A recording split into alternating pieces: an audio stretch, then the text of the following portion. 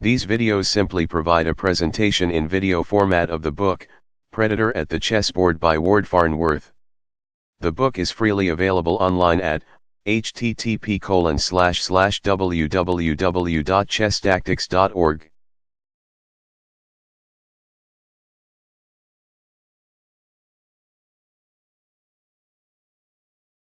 Black to move. What is the best move?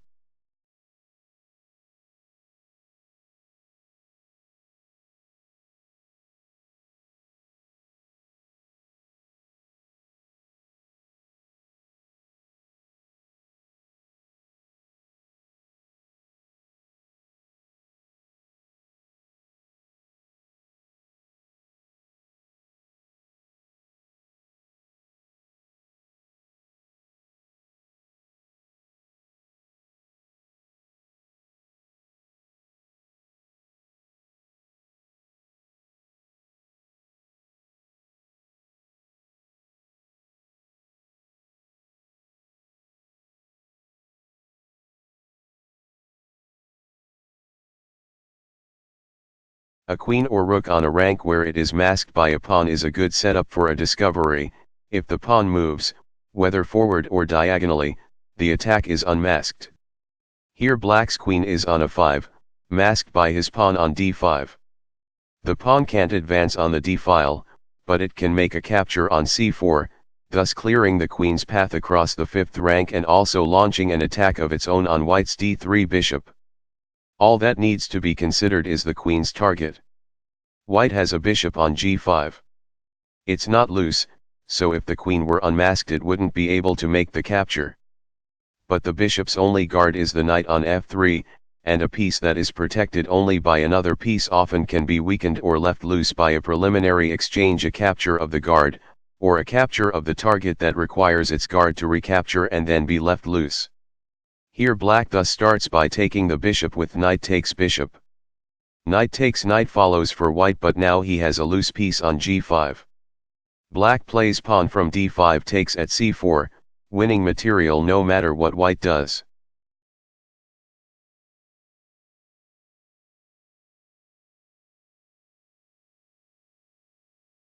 White to move. What is the best move?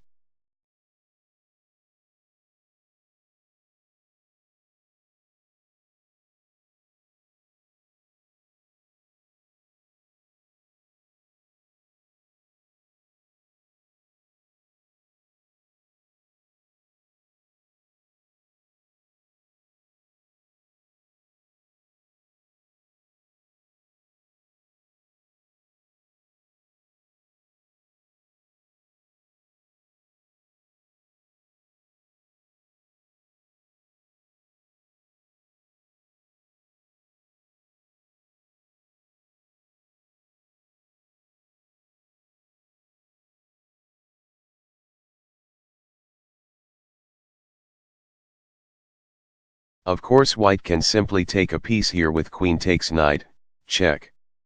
And the temptation to play that move would be sore. But pause before playing even such obviously attractive moves to make sure you have nothing even better. In this case it's especially important because black's king is both exposed and constrained. This can lead to trouble for him in countless ways. The experiments begin by looking at checks you can give and finding queen moves to f4, check. Safe checks you can give with your queen always need to be examined with care. This one forces black to play his king to h5. Look for your next check. Follow UPS with your queen, either lose the piece or are inconclusive, but don't forget your pawns. White has pawn from g2 moves to g4, check. Black's pawn on f5 can't very well be used to recapture, as it now is pinned to its queen, so black's king is forced back down to h4, h6 is under attack. See the resulting pattern in your mind's eye. The king ends up in the same position where it starts, but now white has a queen on f4 and a pawn on g4, the kernel of a discovered check on the fourth rank. White simply steps the pawn forward to g5, forcing the reply king moves to h5 and winning the queen. Pawn from g5 takes queen, next move. The position is a final illustration of a valuable skill, the ability to see possible discoveries arise during the forced sequences you imagine. You think of a check, then your next one, but do you notice that one of your pieces has moved in front of another, making a new sort of threat possible? Consider this batch of studies and this last one in particular a way to build your instinct for that pattern.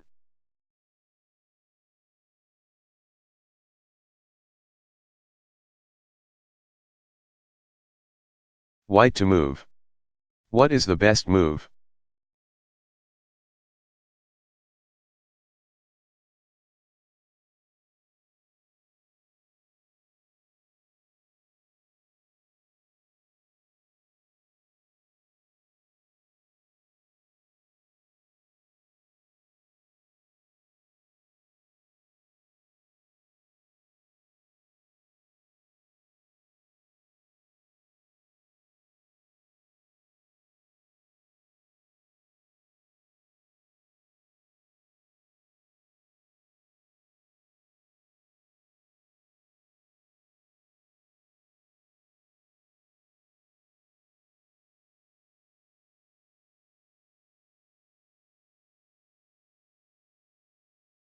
Strategy and the discovered attack.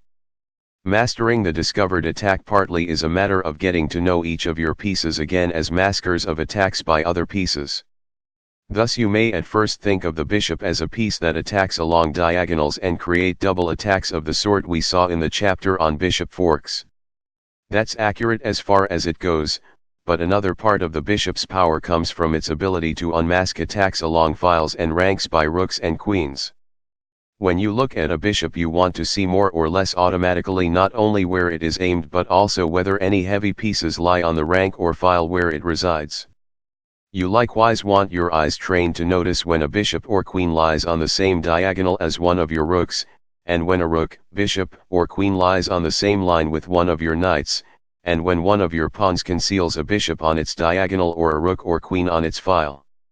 You get the idea. Sensitize yourself in general to alignments of your pieces and your opponent's pieces both on the board in front of you and on the board as it would look after one or several moves in a series you imagine. Noticing alignments is the key to seeing chances for discovered attacks. It also is the key to seeing chances for pins and skewers, as we will learn in more detail in the next section. The execution of a discovery is a climactic moment during a game. On most of your moves you will have no such opportunity.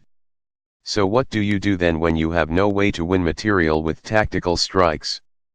You play strategically, making positional moves that increase the strength of your pieces and make eventual tactical shots more likely. From our studies of discovered attacks we can infer some lessons about sound strategic play, the significance of open lines, the usefulness of centralizing your pieces, and the importance of a king's vulnerabilities.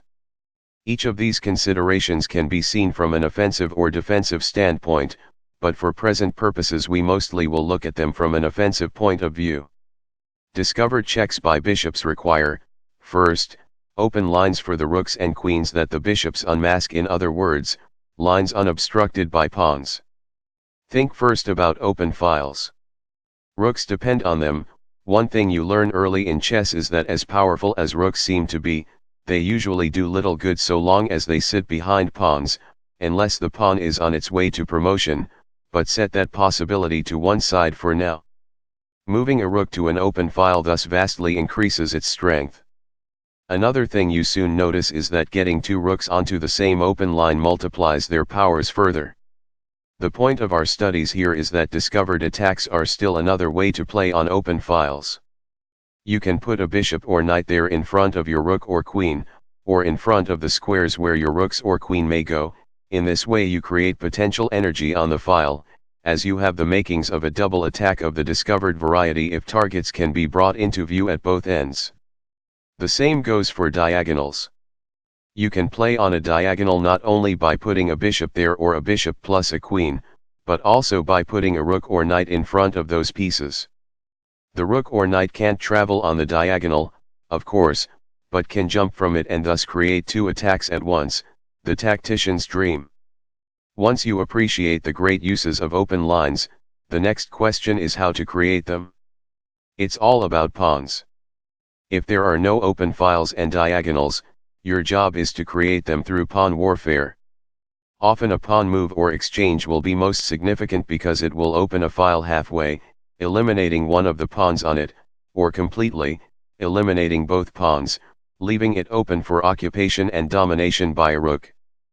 Pawns also determine whether diagonals are available for your bishops, whether to create forks or pins or here discoveries. This is especially true when either side has a cluster or phalanx of pawns, as pawns so arranged will tend to sit on squares of the same color, that is how they protect each other. Their arrangement will determine whether the bishops that travel on those squares will be active or inert.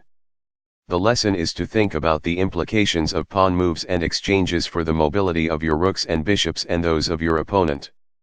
So getting your pieces onto open lines is one way to create a fertile environment for discoveries. Another element is centralization, establishing pieces near the middle of the board. A discovery requires an arrangement of 3 pieces, an attacker, a target, and a piece of yours that lies between them and that can leap out of the way. We have seen lots of ways those pieces can be arranged. They all can be clustered at one end of the board, or 2 can be at one end and 1 at the other. But in general, a knight is most likely to be in position to unmask an attack by another piece when it is more or less centralized, for when it is near the middle of the board it has the best chance of ending up between a friendly and an enemy piece. The same principle holds for most of the other pieces when acting as unmaskers. Rooks need lines unblocked by pawns before they can be unmasked and threaten anything. But if a rook is going to unmask an attack by a bishop, it needs more than an open line.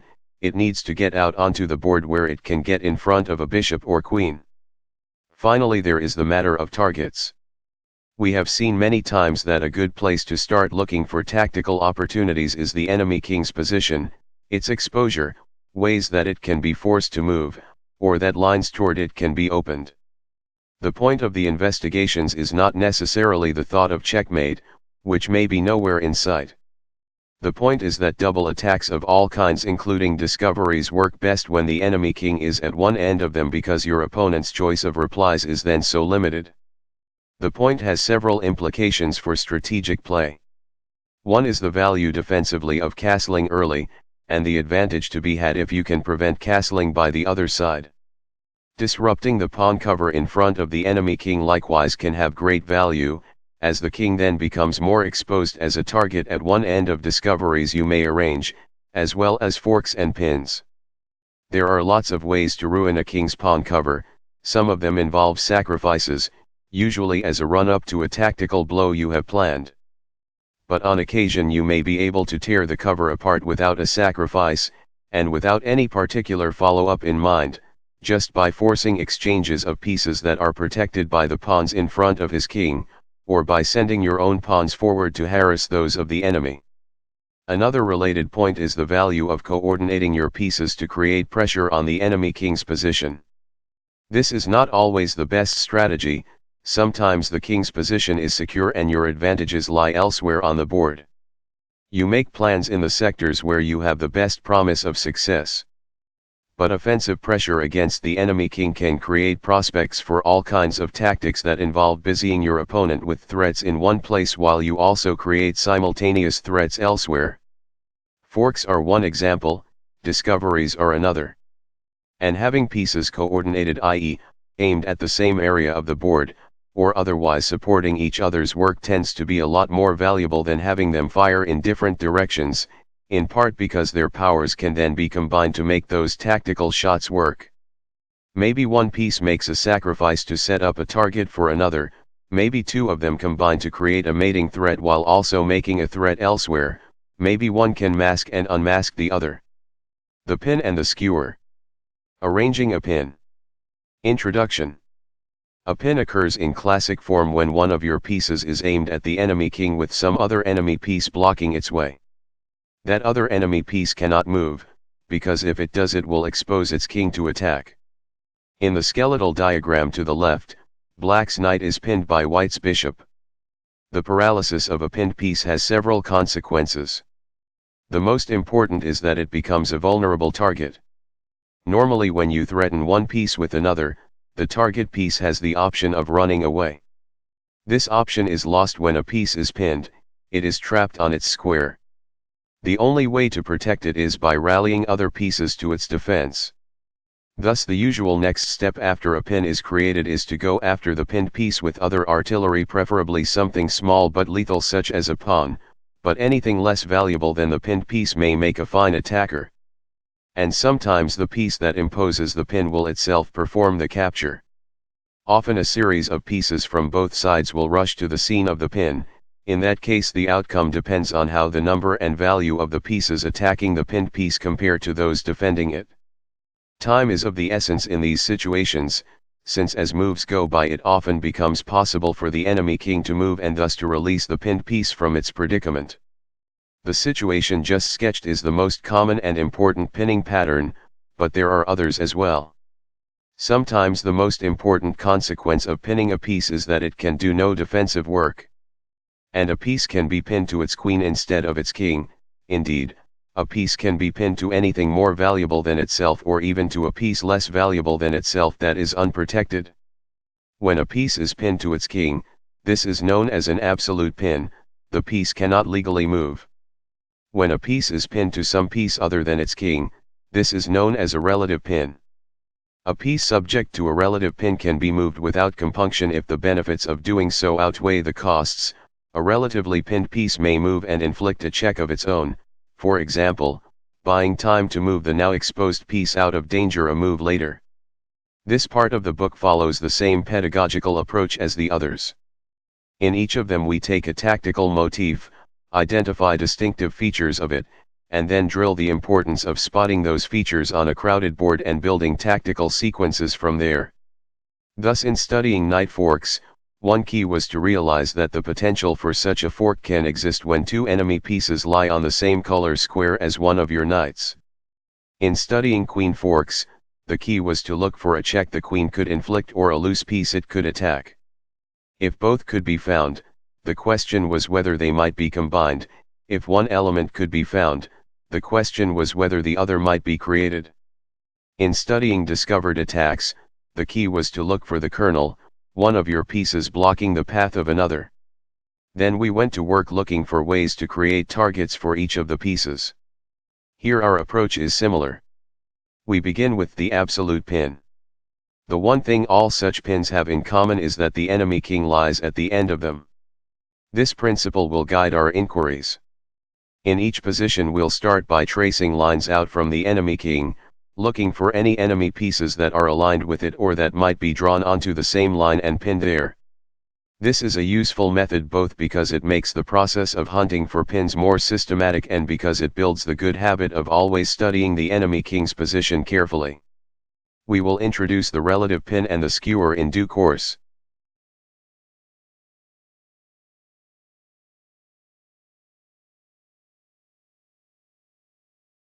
Black to move. What is the best move?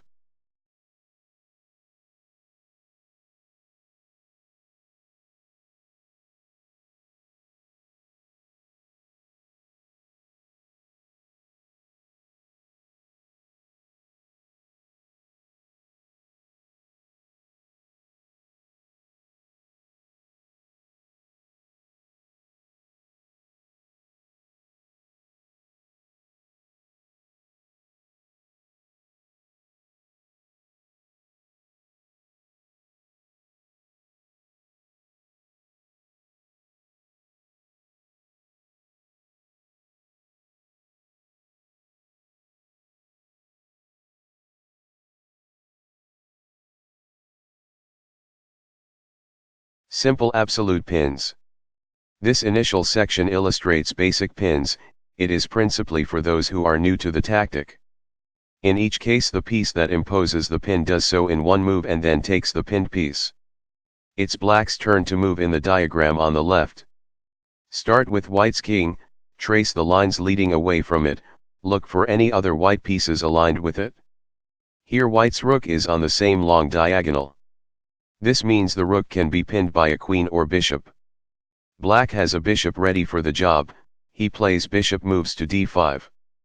Now the rook can't legally move because it would expose the king to attack. No matter what white does now, Black plays bishop takes rook on the next move and wins the rook.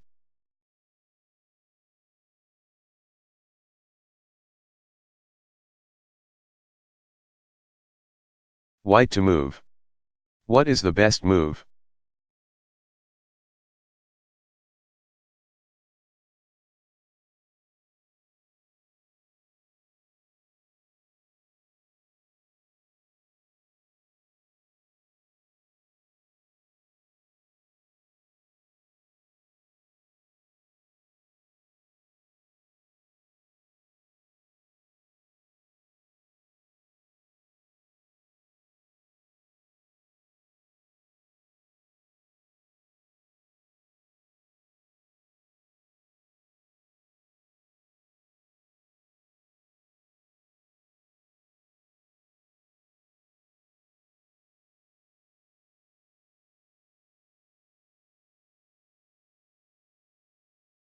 Again trace the lines extending from the enemy king's position, look for pieces aligned with it.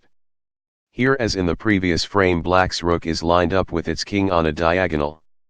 White can win the piece if he can get a bishop or queen to the diagonal, thus queen moves to a1 imposes the pin and queen takes the rook a move later.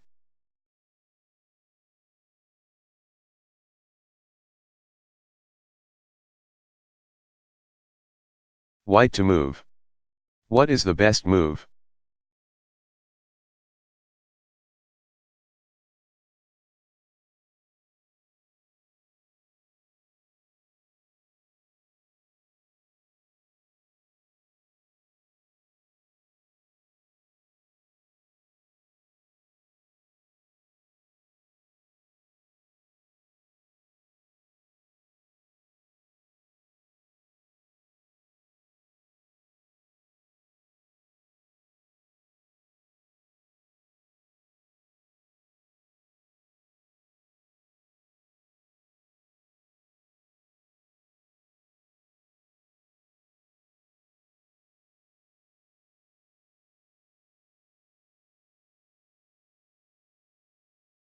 Use the same thought process to find a pin for white. Which black pieces are lined up with his king? His knight, on the same diagonal. What can white use to pin the knight? His queen, with queen moves to a4. The knight can't be moved or guarded, so queen takes knight wins it a move later. A good question to ask about a pin like this is what black might play in response after white starts with queen moves to a4. Might he launch a counter threat of his own? He can, with pawn from g5 moves to g4, and now it looks like he is poised to take white's knight if white takes his. But rather than fuss over this threat, white just goes ahead and plays queen takes knight, check. Notice that this gives check, a natural result when a piece pinned to its king is taken. Black therefore must spend his next move taking his king out of danger, rather than playing pawn from g4 takes knight as he hoped, and then white will have a move he can use to relocate his knight safely. Here white took advantage of the principle known as the priority of check. Queen takes knight forced black to address the threat to his king, and in effect gave white two moves in a row. We have seen this theme before and will return to it many more times.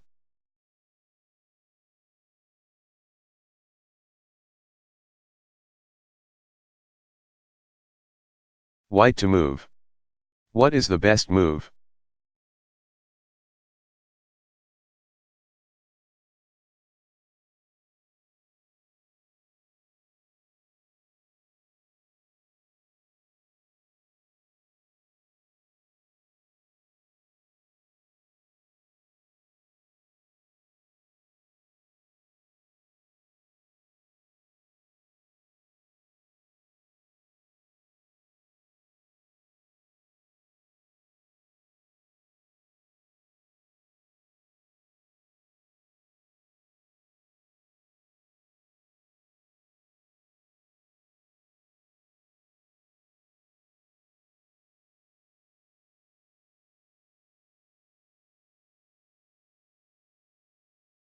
This time black's e5 knight and his queen both are in line with his king.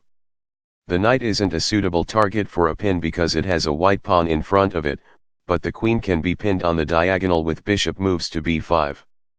Since the queen can slide in all directions, it can attack any piece that pins it. In this case, for example, black could reply to the pin with queen takes bishop. This means that if you want to pin a queen you need protection for the pinning piece. Here the bishop gets protection on its new square from the knight on c3, so if black does play queen takes bishop, white replies knight takes queen and wins the queen for a bishop. Later we will study more complex positions where protection of this sort must be arranged.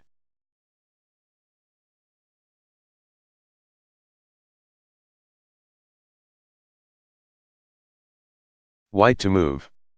What is the best move?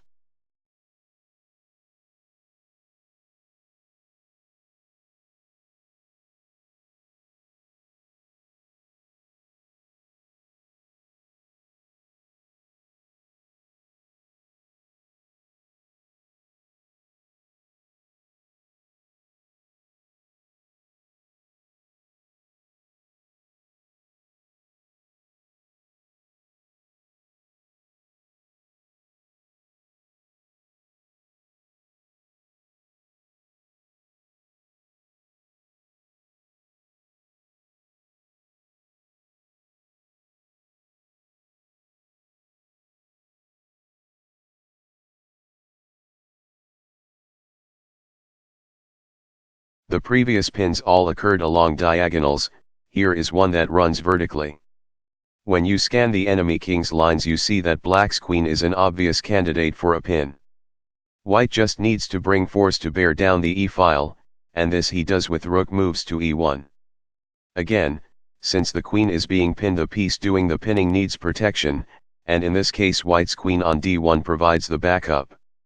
One way or another black loses his queen, for a rook, on the next move. Another way to see the point is defensively. You look at the checks black threatens and see that he is about to mate with queen takes at h2, checkmate. Playing pawn from g2 moves to g3 is one way to defend against this, but of course rook moves to e1 is better, as it pins and then wins the attacker.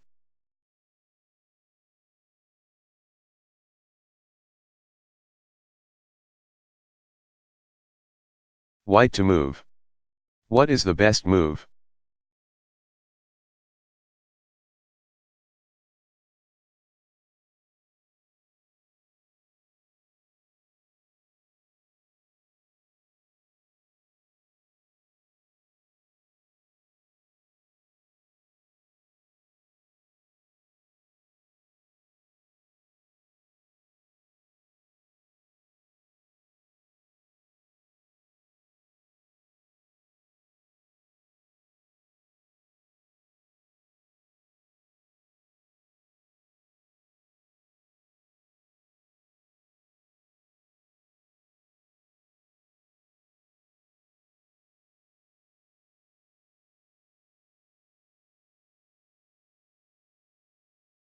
A glance at the black king's lines turns up his knight on the same rank with nothing between them. This visual fact should trigger thoughts of a pin. To achieve it you need a piece that makes horizontal attacks, a rook or queen, thus white plays rook moves to h7 and now the knight is stuck on its square. It will take black too long to get a guard to its side, so the knight will be lost to rook takes knight.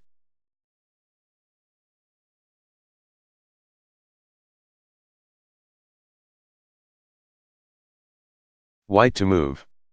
What is the best move?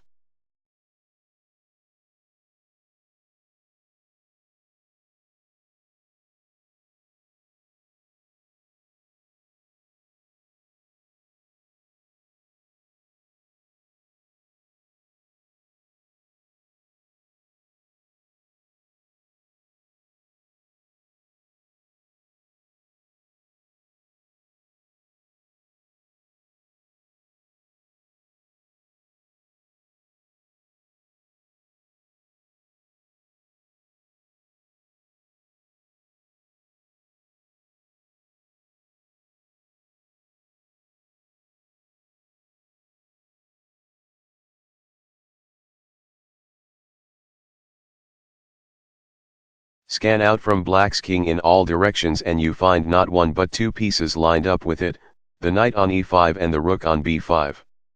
Both should be considered possible targets for pins. White can pin the knight along the file with a vertical attacker his rook moves to e1.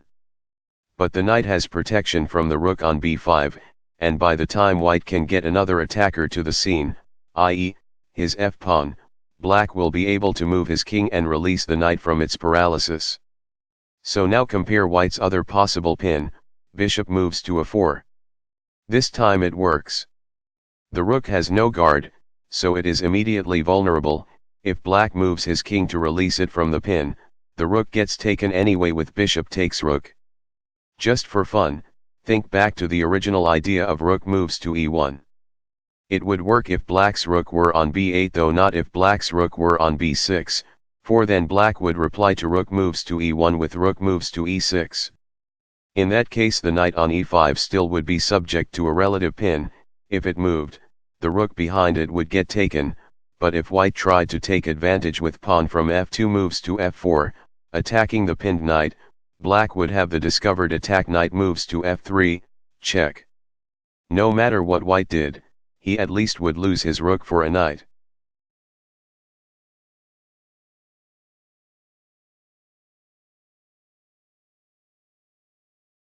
White to move. What is the best move?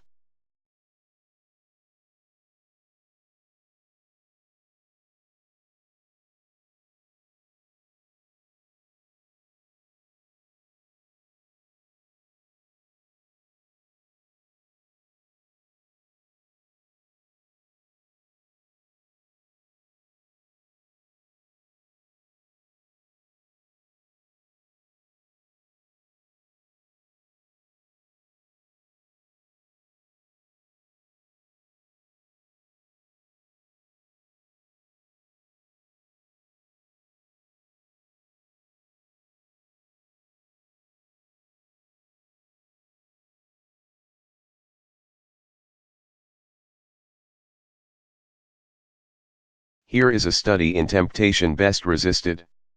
Black's bishop on g4 is loose, so is his knight on c3 and it's under attack. Should white play queen takes knight? So it seems, since black has no way to recapture. But worry not just about whether your capture results in a recapture but also about whether it creates any patterns that you or your opponent would be able to exploit.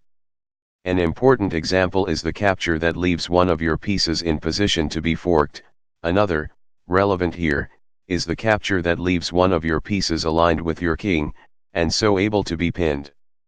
Thus the key fact about queen takes knight for white is that it puts his queen in line with his king with nothing between them. Would black be able to take advantage? Yes, his dark squared bishop is available to play bishop moves to b4 and since that square is guarded by black's queen, white wouldn't be able to escape trouble by striking back with queen takes bishop. He would lose his queen. So the initial capture queen takes knight is unsafe.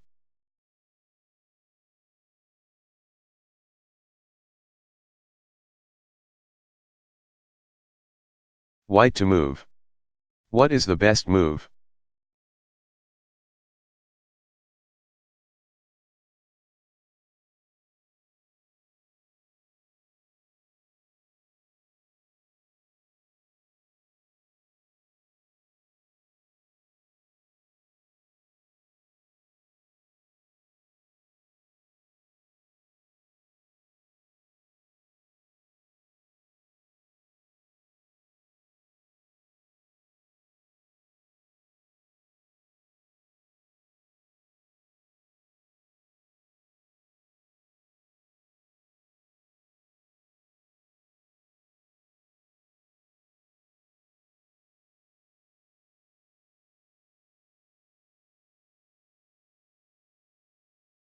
Creating a toothless target.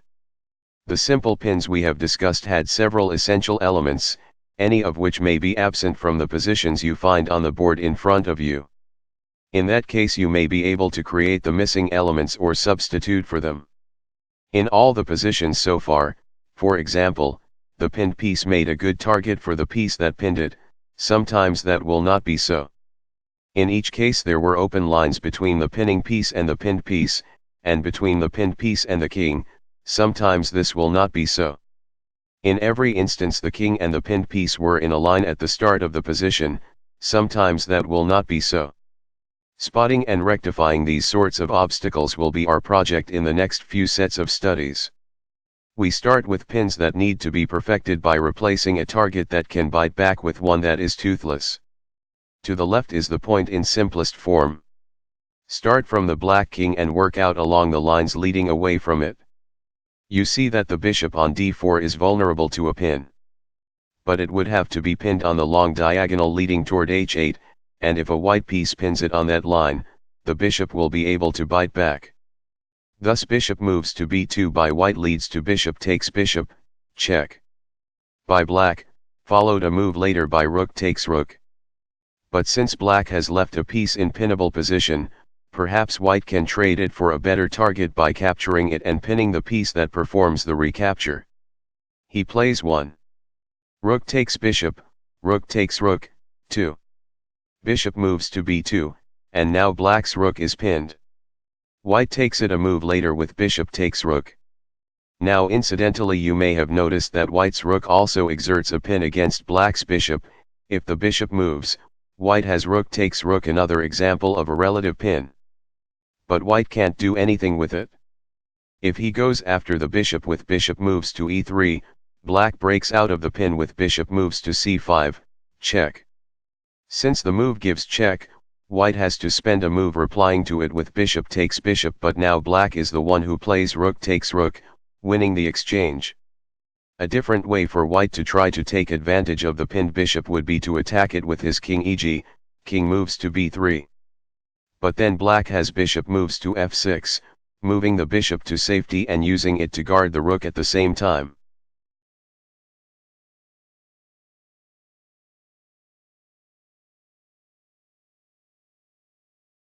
White to move. What is the best move?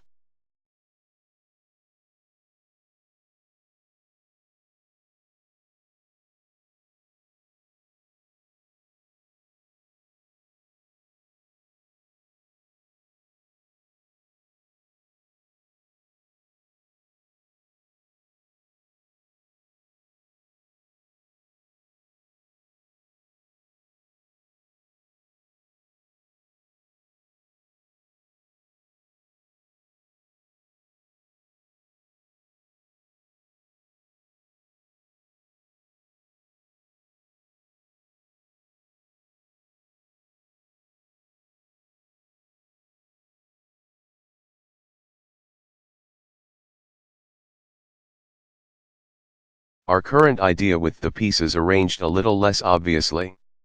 Again, a routine scan of the black king's lines reveals that the bishop on c5 is poised to be pinned, but you can't pin a bishop along a diagonal, it can bite back. So once more white first performs an exchange, taking the bishop with rook takes bishop. After black replies rook takes rook, the bishop has been swapped out for a rook, a suitable target. Now white plays bishop moves to a3 and takes black's rook a move later, winning a piece.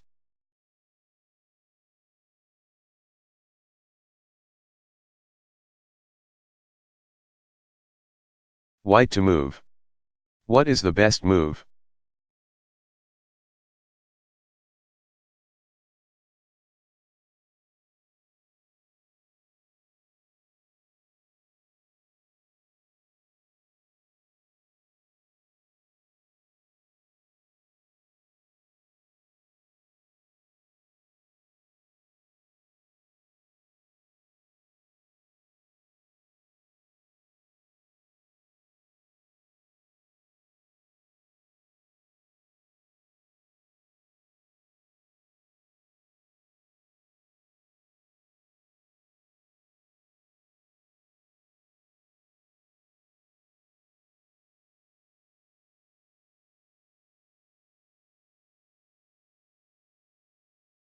Here we see that black's bishop already is pinned, but it seems safe because it's attacked twice and protected twice. White could add to the pressure with pawn from e4 moves to e5, but then black has bishop takes bishop. Indeed, he is poised to play that move next in any event. So white's natural idea is to force a substitution. Thus 1. Rook takes bishop leads to 1. Rook takes rook, king takes rook is out for black because the square remains under attack, his king can't move there. The pinned black piece has been changed from a bishop that can defend itself to a rook that is genuinely paralyzed and that can't lash out against the bishop that pins it. Now pawn from e4 moves to e5 works, as white takes the rook with his pawn a move later no matter what black does.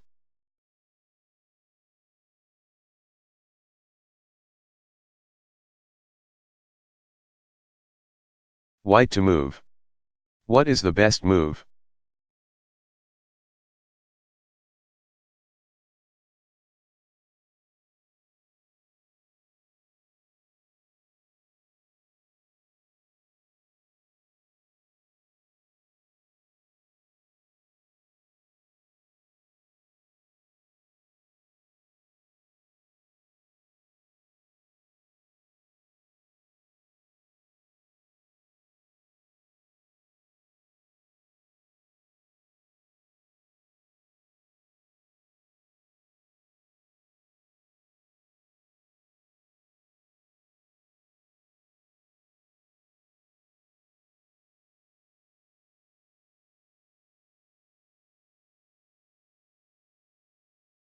Start by looking for a piece in a pinnable position.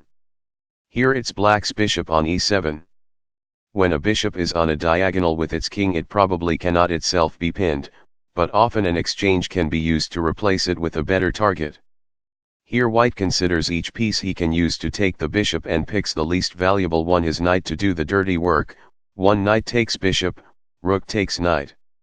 Again, black can't recapture with his king because e7 still is under attack. Now black's rook is ready to be pinned by bishop moves to g5 and taken a move later. White has two pieces trained on the rook, so again the king, the only piece protecting it, will not be able to recapture after rook takes rook.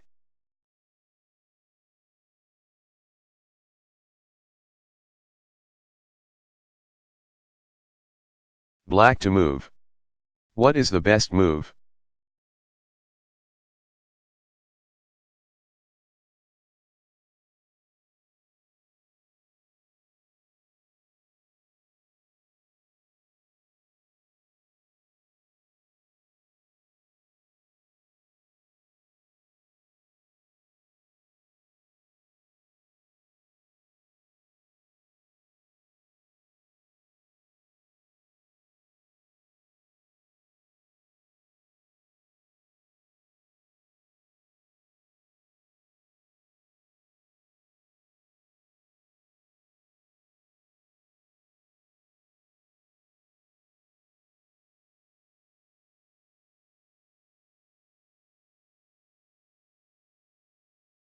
Now our present theme seen from black's side.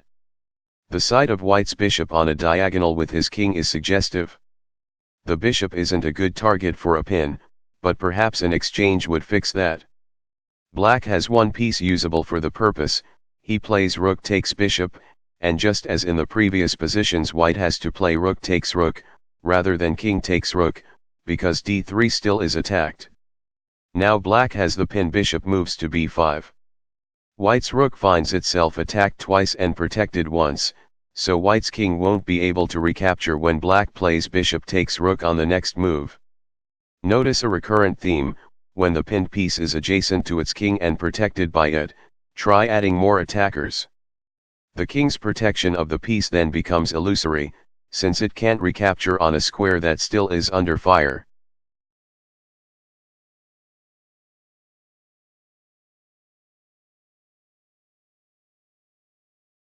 White to move. What is the best move?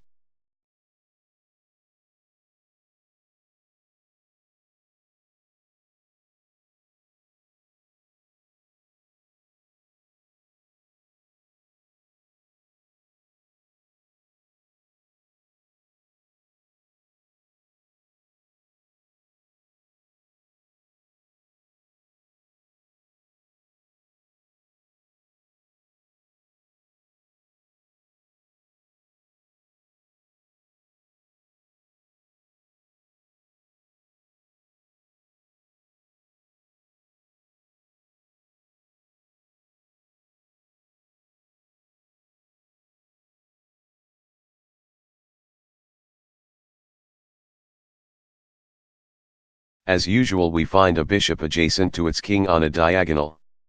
It can't be pinned, but it's on a square that is subject to a pin. White asks whether he has a way to exert a pin against the bishop's position. He looks for pieces that can operate on a diagonal and sees that queen moves to a3 would work if black's bishop were replaced by a piece that wouldn't be able to bite back. So white looks for an exchange. It can be done with his rook or knight, so he picks the cheaper piece and plays knight takes bishop. Black replies knight takes knight. Now comes queen moves to a3 and the knight is immobilized. White can take the knight with either piece, his rook or queen, since the one not used will provide cover for the one that is, preventing black's king from recapturing.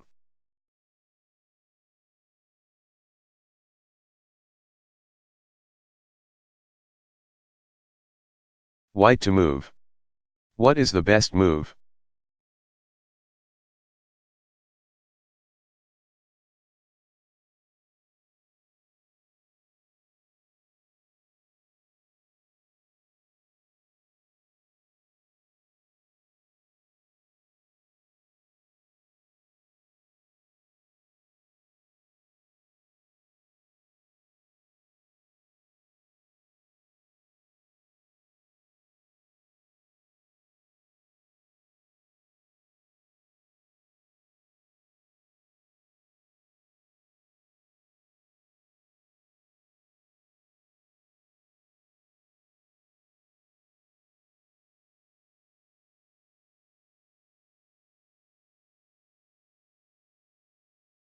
The beginnings here are familiar, a bishop on the same diagonal as its king, not itself able to be pinned but on a square that is vulnerable to a pin if a better target is put there. White has a bishop ready to deploy to b2. So white forces a substitution, rook takes bishop. Notice that black can't reply pawn from d6 takes rook because the d6 pawn is pinned to his queen, a case of a relative pin, and a pattern we will study in detail later. Black can recapture only with queen takes rook. Now white pins the queen with bishop moves to b2. Since the queen can strike back against the bishop, or any other piece that pins it, the piece imposing the pin requires protection. Here the bishop gets back up from the rook on b1.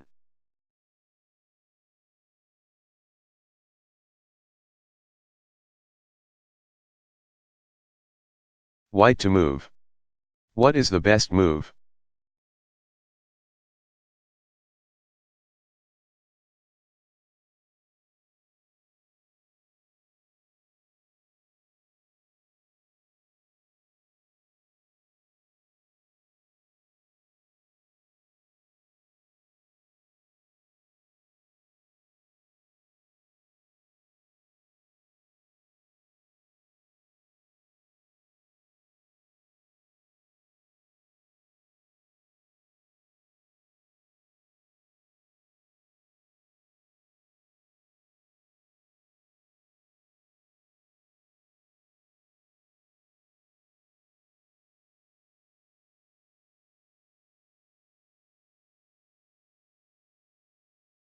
Upgrading the value of the target.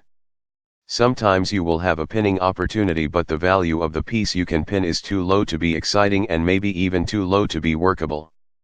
Again, exchanges may be used to upgrade the target to something better. In this first case, a simple scan of the enemy king's lines turns up a pawn on e5 ready to be pinned. You might imagine rook moves to e1, but notice a fatal problem with it. The pinned pawn can step forward to e4. Now it has protection, plus it attacks white's knight, plus it has unmasked an attack by black's bishop at g7 against white's loose pawn on b2. When a player has bishops arranged like black does here, be very careful to consider the consequences of pawn moves in the center that may open paths for them. But don't give up. Where the enemy has anything on a pinnable square, you have an important tactical opportunity.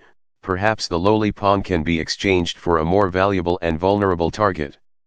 Here white invites the substitution with knight takes at e5. If black replies bishop takes knight, then instead of a pawn on e5 we have a bishop. White can pin it with his rook or queen. He chooses the cheaper piece and plays rook moves to e1. Black has no effective defense. He can play his queen to g7, but then white throws another attacker at the target with pawn from f2 moves to f4. The bishop must be lost, resulting in the gain of a pawn and a better position for white. He ends up with a strong center. Black probably is better off skipping queen moves to g7 and instead playing his king to f7. This makes room for him to reply to white's rook takes at e5 with rook moves to e8, which prevents white's rook from dominating the file opened by its capture of the pawn.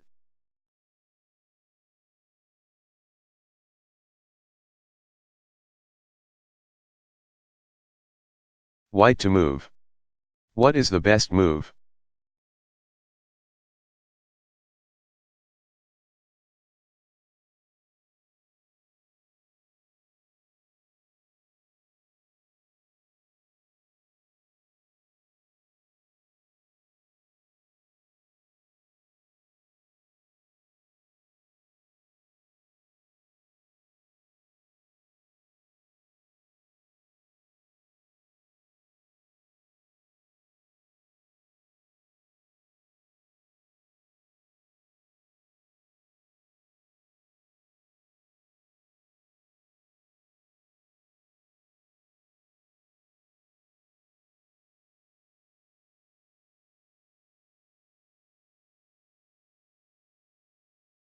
The idea of this chapter in simple form.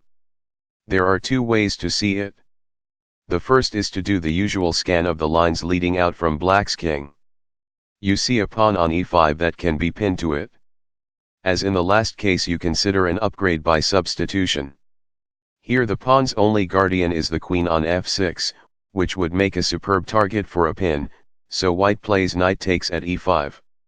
If black is foolish enough to reply queen takes at e5, white has rook moves to e1, a classic pin of the queen by white's rook. Black takes the rook with his queen, white replies queen takes queen and has won a queen and a pawn for knight and a rook, a good trade. The other way to see the idea is to experiment with captures and their consequences. Thus white plays knight takes at e5 in his mind's eye, imagines black replying queen takes knight, and notices that this puts black's king and queen conspicuously on the same line. The general lesson is to think through any captures you can make in search not just of immediate profits but of alignments left behind afterwards.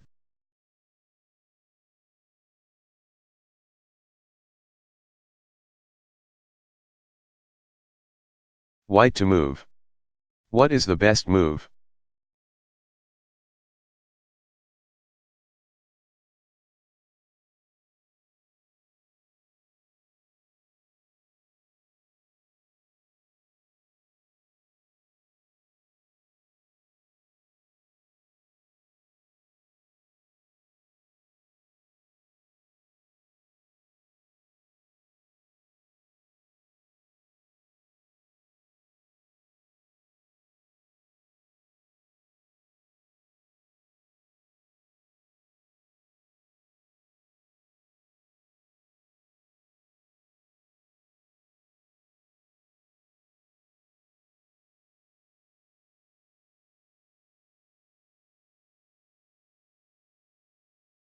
Black's king and d5 pawn are on the same diagonal with nothing between them. At first this might seem a minor opportunity, but in fact it is important. It means that if you take the d5 pawn and your opponent recaptures, whatever he uses for the recapture may create the kernel of a pin on that diagonal. The next question is whether you have a tool available to impose such a pin, and you do in the light squared bishop on b5. And best of all, the only guard of the pawn is black's queen. So play through the capture in your mind's eye, knight takes at d5, and then if black plays queen takes knight, white has bishop moves to c4, pinning the queen and winning it after black plays queen takes bishop and white replies pawn from d3 takes queen. Again, the lesson is to pay attention to enemy pawns that are pinnable. Pinning them may be worthwhile in itself, but even if not, it may be that they are vulnerable to capture, because if the enemy recaptures you can pin whatever piece he uses for the purpose.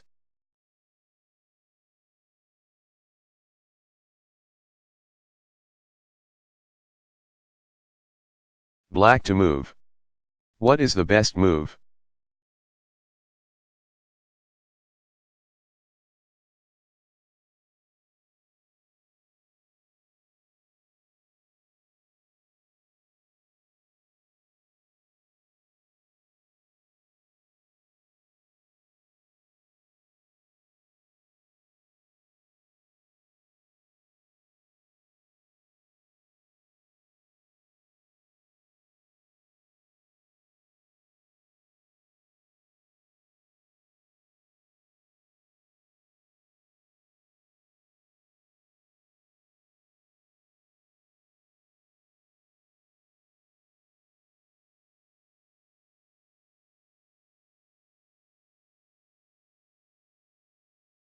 Black has 3 pieces trained on the sector of the board where white's king sits. Most important is the pin of the g2 pawn by black's bishop. It's not the pin of the pawn per se that is critical, it's that the bishop has a pin on the g2 square and whatever happens to be sitting there. It may be possible to upgrade to a better target by taking the pawn and inviting a recapture. Here the only white piece that would be able to recapture if the pawn were taken is his queen, so the stakes are high enough to justify a queen sacrifice by black. He starts with queen takes at g2, check. Queen takes queen is white's forced reply and now his queen is pinned. While white can play queen takes bishop, he can't move the queen off of its diagonal, so anything it appears to protect, it doesn't. What the queen appears to protect but no longer does is the rook on e2, so black takes it with rook takes rook. Now white goes ahead with queen takes bishop, but after black plays pawn from b7 takes queen he has won the exchange and a pawn.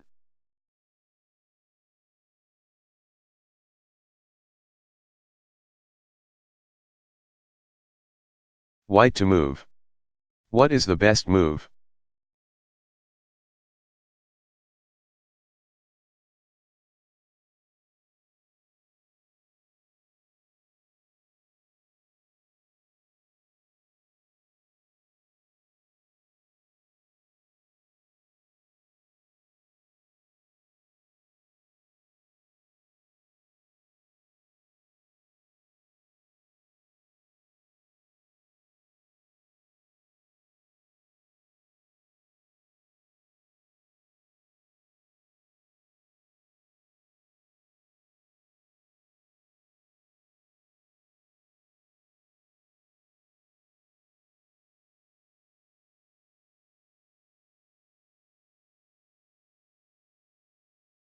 Exchanges of the target for other purposes. Capturing the pinned, or potentially pinned, piece, and so causing it to be exchanged when your opponent recaptures, can have pleasing side effects apart from an upgraded target. It may serve to loosen the square you need or to open lines you can use to rally offensive firepower against the pinned position. Here's an easy one. The first thing to spot in this first illustration is the black knight in line with its king, a kernel of a pin that must not be overlooked. Next, look for a piece with the power to impose the pin. See that the bishop on b3 can get to d1 in one move. Now size up the impediments to the idea. The pinning square, d1, is guarded by the rook on d2, which also protects the knight. What to do? One way to move a bothersome enemy piece is by taking something it protects. In this case the bothersome piece is the black rook, and it protects the knight on e2, as well as the pinning square. So white plays rook takes knight, black replies rook takes rook, and now the pinning square has been loosened and the target of the pin has been changed to a rook. Bishop moves to d1 paralyzes the rook and wins it a move later, as black has no resources available for its defense.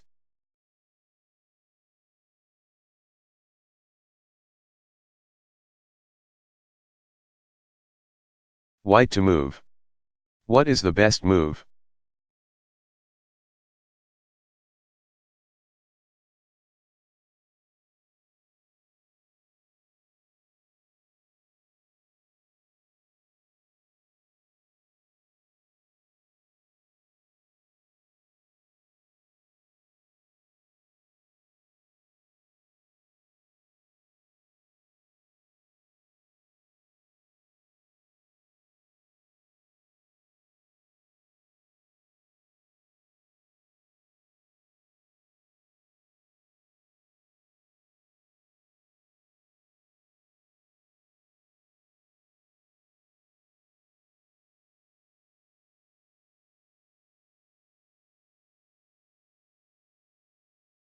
Trace the lines leading out from black's king and see that the rook on c5 is positioned to be pinned. Consider whether white has any pieces with the power to impose the pin. He does, in the dark squared bishop on e1. So you turn to the obstacles to carrying out the idea, and find that the bishop can't get to the pinned square b4 because its fellow rook is in the way. White's job is to clear the rook from c3, and to do it violently enough to allow black no time to avoid the pin that follows. The natural way to do it is with a check or capture. Here the capture works, one rook takes rook, rook takes rook, and now bishop moves to b4 pins and wins the rook.